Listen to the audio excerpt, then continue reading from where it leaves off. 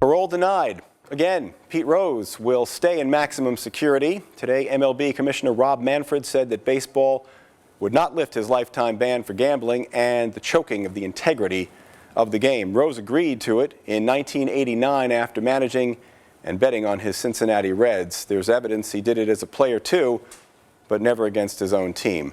I spoke with Sean Maltby of the Anchorage Bucks and the Matsu Miners' Pete Christopher today. Both are GMs in the Alaska Baseball League.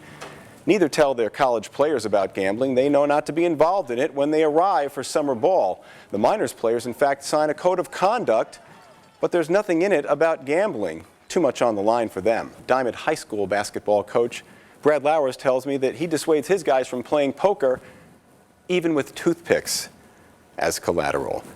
Pete Rose used to sprint to first base after a walk, and that's why they called him Charlie Hustle, my father told me. Problem is that Charlie was also hustling and gambling on America's pastime, and it's cardinal rule number one: you just don't do it. Forget steroids, because that's like vitamins when compared to this. And here's the rub. Rose still bets on baseball legally, and MLB is still not happy about it. Manfred made the right call to keep him out. If eligible, Rose would be a first-ballot Hall of Famer, but the all-time hits leader with over 4,200 will likely never make it to Cooperstown in his lifetime. And that means that Pete Rose is the best player to not be in his sports Hall of Fame.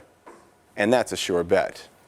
I've always been reluctant to call athletes courageous for stepping on the field, but what Edinson Volquez did last night was special.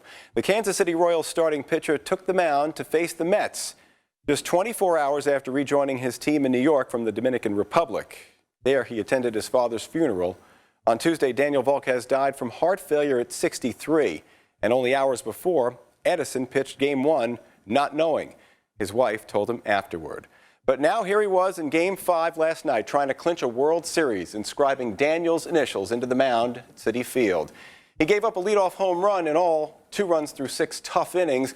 But as the Royals uncorked the champagne to celebrate their first title in 29 years, Edinson Volquez had his own salute to the man who bought him that first glove, who got him to that dusty ball field for all those practices, because he had just honored his pop's life by pitching the game of his life. So here comes the change to Mount Marathon. I know tradition is a big part of the Alaskan lifestyle. I understand. I like things the same. Change is tough.